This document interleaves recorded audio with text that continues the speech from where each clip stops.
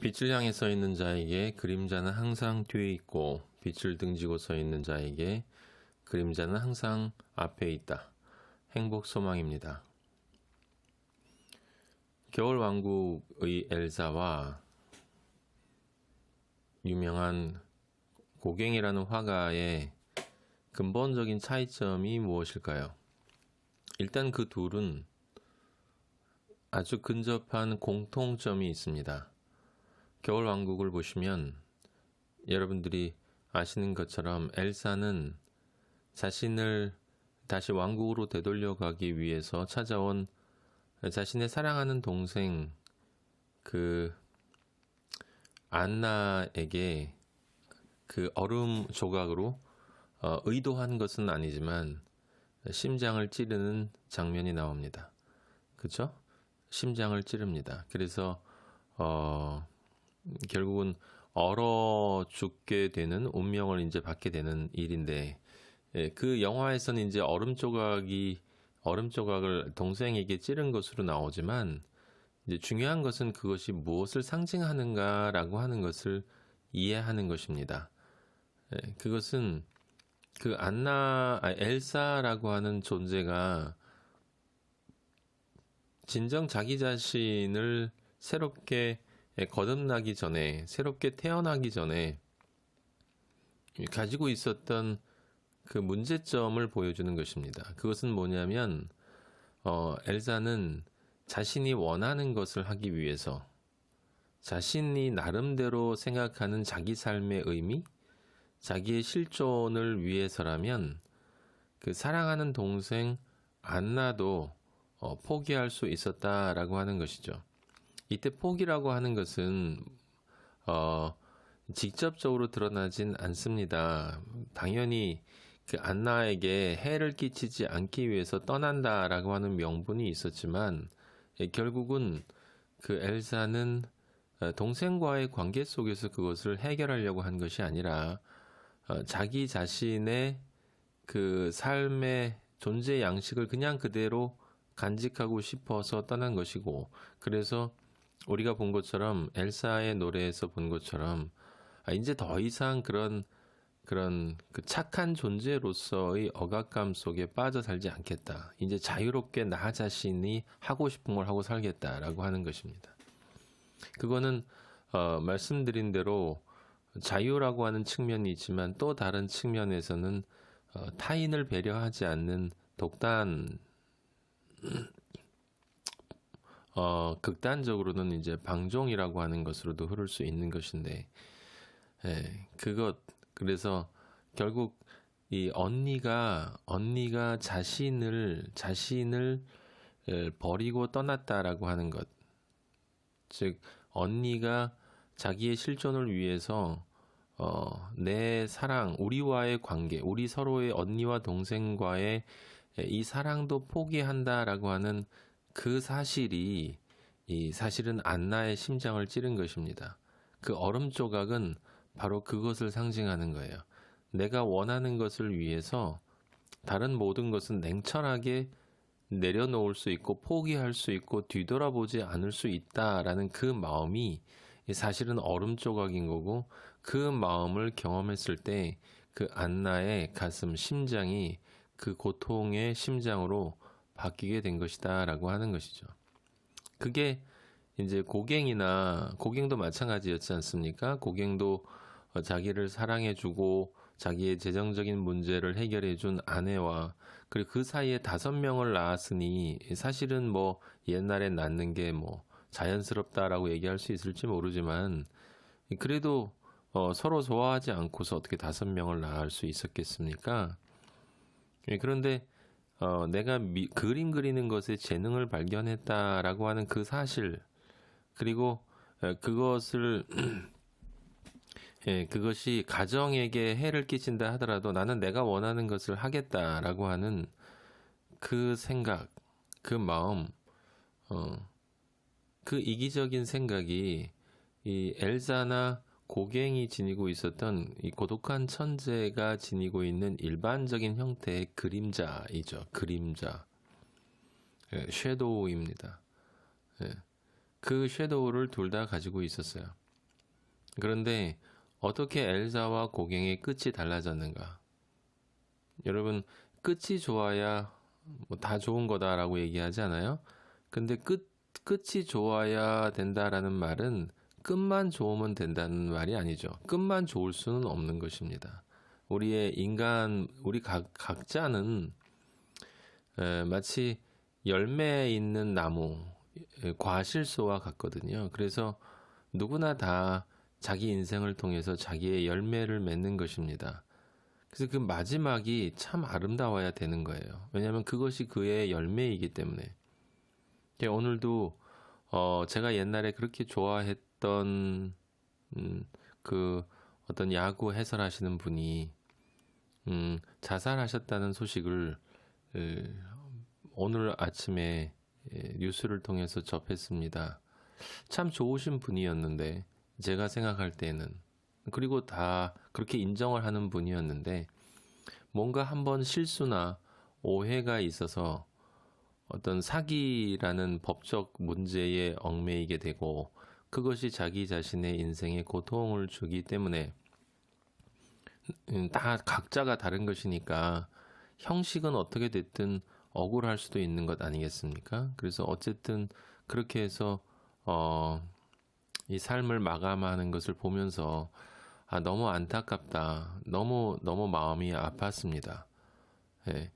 그렇게 하지 않았어도 될 텐데 사람은 누구나 실수할 수 있고 사람은 누구나 잘못할 수 있고 어떤 일로 인해서 일정 기간 동안 고통을 겪을 수 있는 이런 어두운 측면이 모든 사람에게 다 있지 않습니까? 공인이기 때문에 그것이 드러나서 그것을 자기의 그런 어떤 명예와 관련시켜서 생각하는 그것이 오히려 나는 그런 사람이 아닌 것처럼 세상에 드러나야 된다라고 하는 그 생각이 오히려 너무 부담이 된 것이 아닐까 이런 생각을 해봅니다. 어떻게 해서 엘사와 고갱의 그 마지막이 다를까요? 그 차이점은 먼저 엘사는요, 여러분 영화를 보셔서 아시겠지만 그 분명히 자신의 길을 떠나잖아요. 근데 그 자신의 길을 떠났는데 그것을 위해서 동생도 포기할 수 있는 그 얼음 조각의 마음은 가지고 있었지만 동시에 또 어떤 것을 가지고 있었냐면 그 떠나는 이유 가운데 하나가 타인에게도 자신의 존재가 자신이 하는 일이 독이 해가 될 수 있다는 것을 알고 그들을 위해서 또 떠난 것이기도 하다는 거예요. 이게 무슨 이야기냐면 이런 것 있지 않습니까? 나는 내가 원하는 것을 할 수밖에 없는데 내가 함께 있는 이 사람들은 내가 원하는 것을 할 수밖에 없을 때 이들에게는 사실은 괴로움이 될 수 있다. 그러면 나는 갈 수밖에 없기 때문에 가야 하는 것이지만 동시에 이들이 괴로워하지 않기 위해서라도 나는 떠나야 한다라는 생각이 있을 때 이 두 가지가 함께 공존하면 그 순수하게 이기적인 생각은 아니지 않습니까? 예, 그 변명이 될 수도 있지만 실제라면 그 안에 타인을 배려하는 마음이 분명히 내재하고 있었던 것은 사실이죠. 근데 고갱의 경우는 그냥 떠났습니다. 물론 개인적으로는 나중에 딸이 죽고 나서 자살하려고 하는 시도도 했지만 어쨌든 떠나는 그것이 내가 떠나야 이 사람들도 편하다는 아니었어요. 그렇죠? 고갱이 떠남으로 인해서 아내와 자녀 5이 평안을 얻는 것, 덜 괴로워지거나 평안을 얻는 것이 아니라 얼마나 큰 고통을 경험했겠습니까? 근데 그럼에도 불구하고 떠날 때 사실은 그것이 진정한 의미의 얼음 조각이죠. 그런 얼음 조각에 맞으면 다시 살아나기 힘듭니다. 안나가 얼음 조각을 심장에 맞고도 살아났다라는 것에 깔려있는 복선에는 그 얼음 조각이 순수하게 차갑기만 한 것은 아니다라는 것, 녹을 가능성이 존재한다라는 것이고 그 녹이는 가능성이 뒤에 실제로 영화 끝에서 나타나지 않습니까? 네. 그리고 또 하나의 차이점이 있습니다. 그것은 뭐냐면 그 엘사에게는 그 그냥 자기가 하는 일을 원하는 일을 그대로 계속한 것. 남들이 뭐라 그러건 내가 하고 싶은 것이 뭐 여행 가는 거라면 그냥 여행 가고 그림 그리는 거라면 그림 그리고 또 어떤 것이든 난 내가 원하는 것을 하고 산다라고 하는 그런 자기 자신이 원하는 삶을 선택은 했지만 거기에 머물러 있지 않고요. 엘사는 어, 존재의 혁명을 경험합니다. 이 말이 무슨 말이냐면 이 엘사가 생각한 실존은 나는 내가 원하는 것, 내가 할 수밖에 없는 것을 해야 한다. 남들이 그것을 받아들이지 못하고 좋아하지 않는다 할지라도. 그래서 일반적인 의미의 실존은 사실은 존재 개념보다는 doing의 문제예요. doing의 문제. 예. 나는 그냥 이런 일반적인 직장에 이렇게 매일매일 다람쥐 쳇바퀴 도는 듯한 이런 직장에 난 다닐 수 없어. 나는 그냥 가정주부로 어, 배우자가 벌어오는 돈을 받고 아침부터 저녁까지 실제로 그렇게 많이 해도 전혀 티가 나지 않는 설거지를 하고 집안을 청소하고 이런저런 일들을 많이 해도 사실은 정말 많이 해야 겨우 본전인 깨끗함을 유지하는 그런 일이 아니고 내가 하고 싶은 것은 나가서 작가가 되는 것이다 라든지 여행 작가가 되는 것이다 이런 생각을 하는 것은 얼핏 생각하면 실존이기 때문에 존재 문제 같지만요. 여러분 그거 존재 문제 아닙니다. 그건 내 인생을 이런 일을 하고 살지 않고 나는 내가 원하는 다른 일을 하고 싶다. 그렇게 하면서 살고 싶다. 즉, doing의 혁명이지, being의 혁명이 아니다라는 거예요. being의 혁명은 뭐냐? 내가 무슨 일을 하는 것과 관계없이 내 안에 진짜 내 존재 자체가 바뀌는 것을 뜻합니다.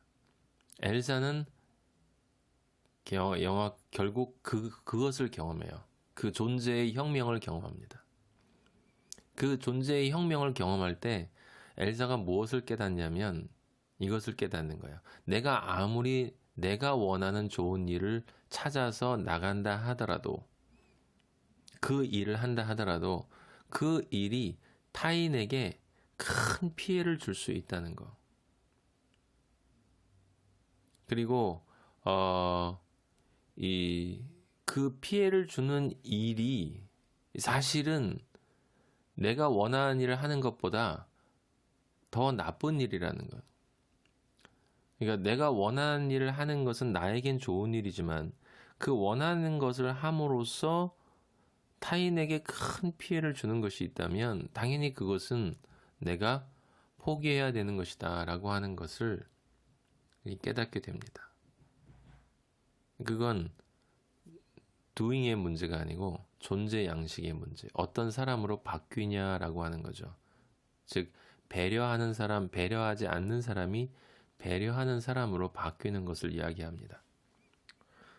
성품만 바뀌는 게 아니에요. 존재가 바뀌어야 마음도 바뀌는 것이니까요. 결론은 그거였어요. 진정한 사랑이 없다면 인간은 자신이 하는 일이 아무리 좋다 하더라도 자신에게 인간이 태어나서 정말 나를 사랑해주는 그 사랑, 내가 사랑하고 싶은 그 사랑을 경험하지 못한다면 아무런 소용이 없다. 라고 하는 것을 이제 깨닫게 되는 것이고, 사랑할 수 없는 존재가 사랑할 수 있는 존재로 바뀐 것입니다. 그래서 being의 혁명이 되는 거예요.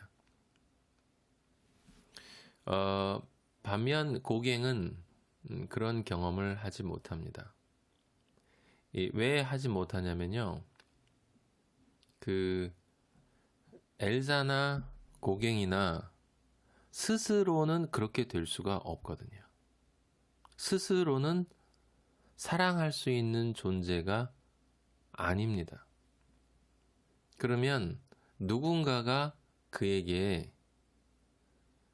그것이 무엇인지, 단순히 네가 원하는 것을 하는 인생과 네가 아무리 그 일이 좋다 하더라도 그 일이 타인에게도 행복을 가져다 주어야 한다는 것을 알려주는 사람이 없다면, 그래서 그것을 진정 깨닫지 못한다면 그런 존재의 혁명은 될 수 없는 것이죠. 바로 거기에 엘사와 고갱의 삶에 있어서의 근본적인 차이가 있었던 것입니다. 그게 바로 뭐냐면 엘사에겐 안나가 있었습니다. 고갱에겐 아무도 없었어요. 외로움 그 자체였습니다. 그건 단순한 외로움이 아니라 발가벗은 임금에게 당신 발가벗었어요 라고 얘기해 줄 수 있는 그런 지혜의 어린 왕자가 없었던 거예요. 엘사에게 안나는 바로 그런 존재였습니다. 그냥 단순히 그 임금의 벌거벗음을 지적한 어린아이처럼 말만 한 게 아니고요. 안나는 자기의 행위를 통해서, 행동을 통해서, 사랑의 행동을, 희생의 행동을 통해서 가르쳐 줬어요. 엘사에게 그것이 어떤 것인지.